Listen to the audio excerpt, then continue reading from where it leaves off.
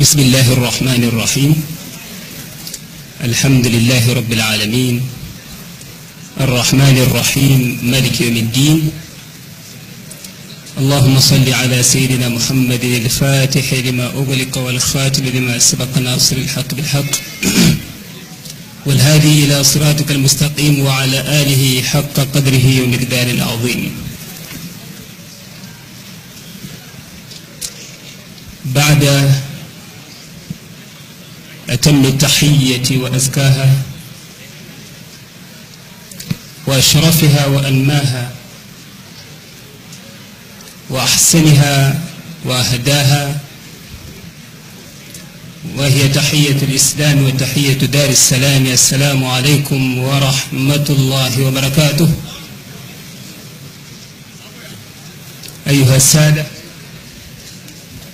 أيها الشيوخ، أيها الأساتذة، أعيان الطريقة والحقيقة، أركان الشريعة، أرباب، علي أن تكون لي كلمة في مناسبة تضم أمثال هؤلاء الشيوخ الكرام، وفي نفس الوقت يكون من دواعي السرور أن يقدر لي المشاركة في مثل هذه المناسبة لما خلص إلي من قول إمام أهل السنة والجماعة الحجة الحافظ الثقة الثابت يحيى النووي رضي الله عنه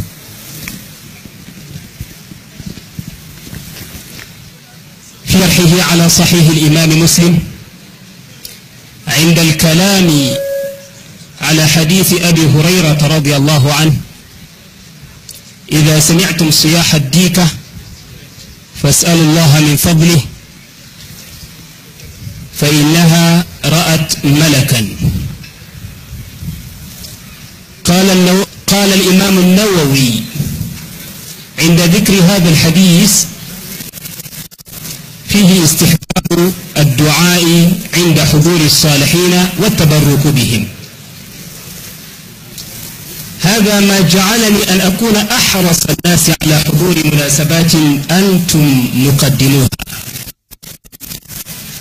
وعلى المشاركة في برامج أنتم أيها السادة منظموها، وعلى الاستماع أيضا إلى كلمات أنتم ملقوها. لا أريد أن أكون أنا الملقي للكلمة، ولكن كطالب في مستواي أن يكون مستمعا.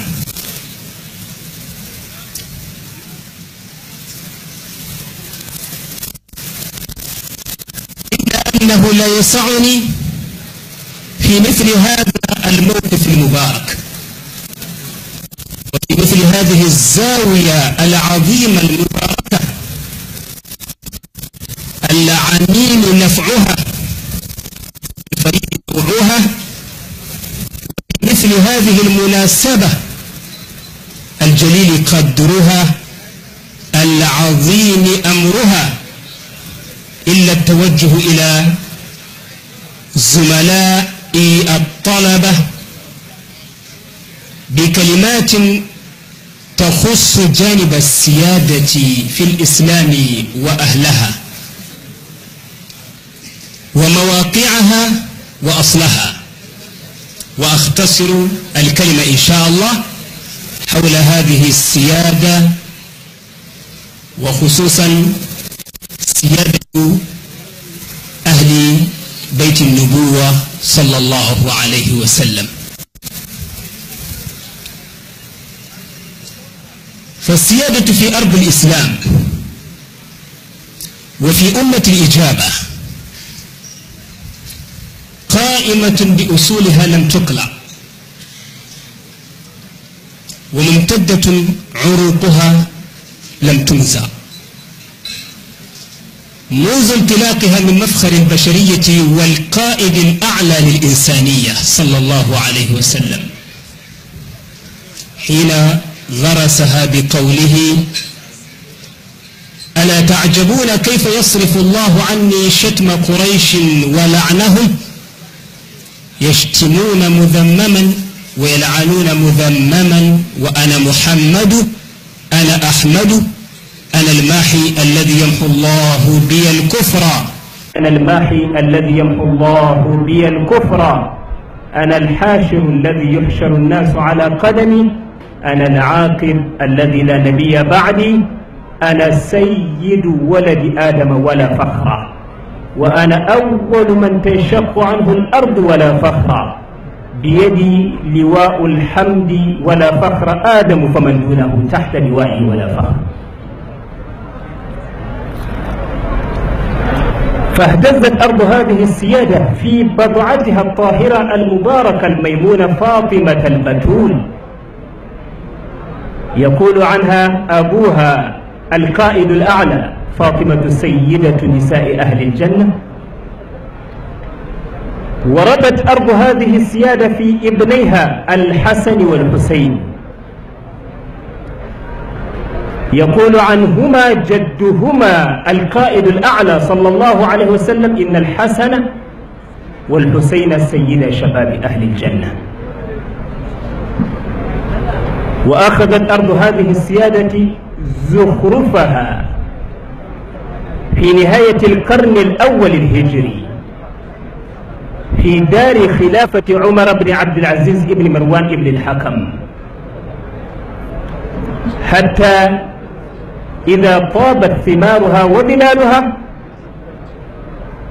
فأصبحت أرض هذه السيادة طيبة نقية طاهرة تقبل الماء وتنبت الكلأ والعشب الكثير، إلى نهاية القرن الثاني الهجري، فارتمى إليها الإمام القرشي الحافظ المجتهد المجدد محمد ابن إدريس الشافعي رضي الله عنه.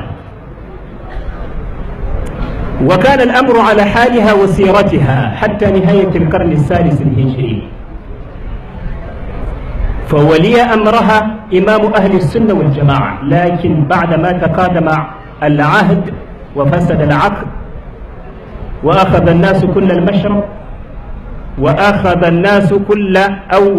الناس كل المشرب وركبوا كل صعب وذلول، إلى أن قام مجدد القرن الثالث الهجري إمام أهل السنة أبو الحسن الأشعري، فغذاها فأحسن تغذيتها ورباها فأحسن تربيتها، ثم وكل الأمر إلى من يلي القرن الرابع الهجري وهو الإمام أبو بكر الباقلاني رضي الله عنه.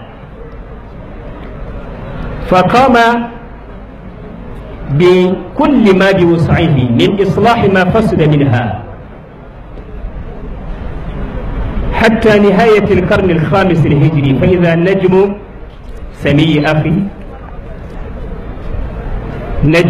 سمي أخي حجة الإسلام أبي حامد الغزالي يطلع من أفق ليتولى أمر هذه السيادة، كما كان يقول في كتابه منهاج العابدين عند ذكر هذه السيادة: إني لأكتم من علمي جواهره كي لا يرى ذاك ذو جهل فيفتتن، وقد تقدم في هذا أبو حسن إلى الحسين ووصى قبله الحسن: يا رب جوهر علم لو أبوح به لقيل لي أنت ممن يعبد الوثن، ولا استحل رجال مسلمون دمي يرون أقبح ما يأتونه حسنا. كان الأمر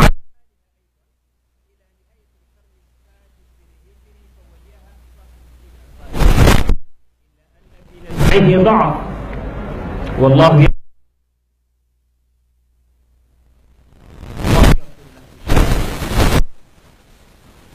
إلى تمام فوليها الإمام المحقق أبو الفتح ابن دقيق العيد بشهادة العدول من أهل عصره. حكى هذا الإجماع تاج الدين السبكي مجتهد الدنيا على الإطلاق، الذي يسمي نفسه مجتهد الدنيا على الإطلاق، في كتابه طبقات الشافعية الكبرى، يقول ما نصه: لم يختلف أحد من أشياخنا في أن ابن الدقيق العيد هو العالم المبعوث على رأس 107 إلى نهاية 108، فوليها سراج الدين البلقيني كما ذكر ذلك الإمام جلال الدين عبد الرحمن السيوطي في كتابه حسن المحاضرة. ولم تزل أرض هذه السيادة تنمو فتربو إلى دار جلال الدين عبد الرحمن السيوطي، فقام بتربيتها وتغذيتها حتى اجتمعت وانعقدت كلمة الأمة على أنه مجدد القرن 9 الهجري. ولم يزل الأمر كذلك إلى نهاية القرن 10 فوليها زكريا الأنصاري.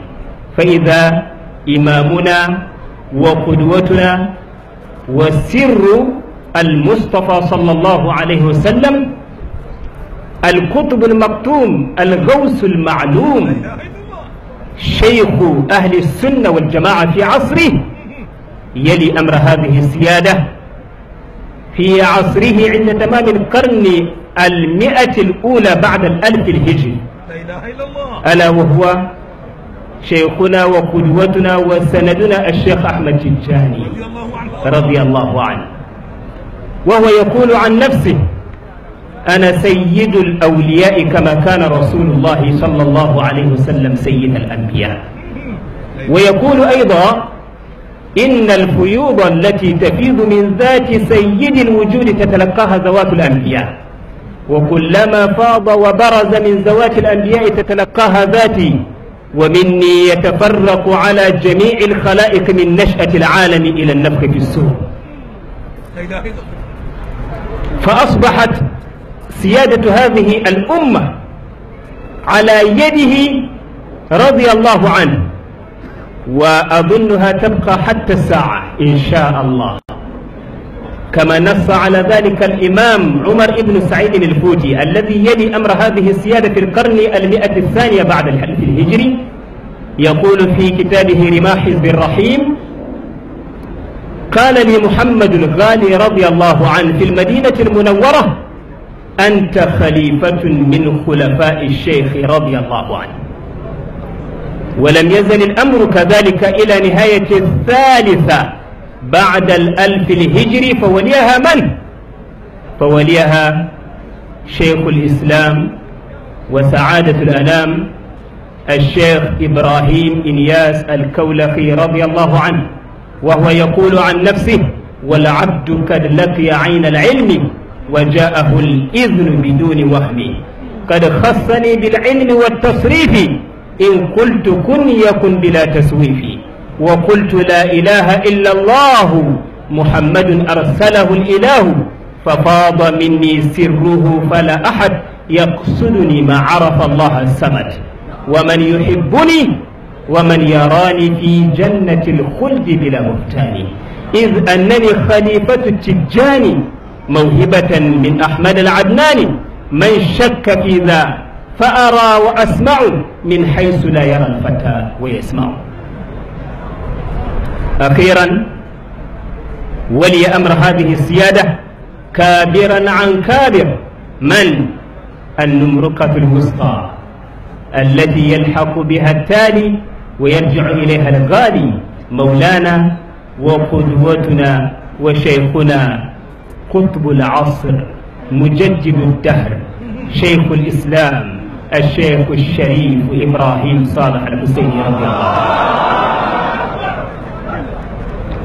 وللحديث إن شاء الله بقية سنذكرها لكم إن شاء الله في يوم من الأيام. والسلام عليكم ورحمة الله وبركاته. كل خير. ولقد كانت للشيخ أيضا حادثة وقعت إبان زيارته لشيخ الإسلام الشيخ الشريف إبراهيم صالح، حيث قال عنه بيتا محفوظا عند الكبير والصغير: عند الإخوان الشيخ إبراهيم النياس رضي الله عنه عندما قال: بلغ البنون مكان آبائهم وتأهب الآباء للترحال. قاله في شخصه شيخنا الشيخ الشريف إبراهيم صالح رضي الله عنه، وذلك تأكيدا لما قلتم عن هذه الشخصية. أيها الإخوة، الآن ستكون الكلمة للسيد يحيى موسى بوبا ماري ليترجم لنا الكلمة، يترجم لنا كتاب الشيخ يوسف النبهاني باللغة الفلانية إن شاء الله.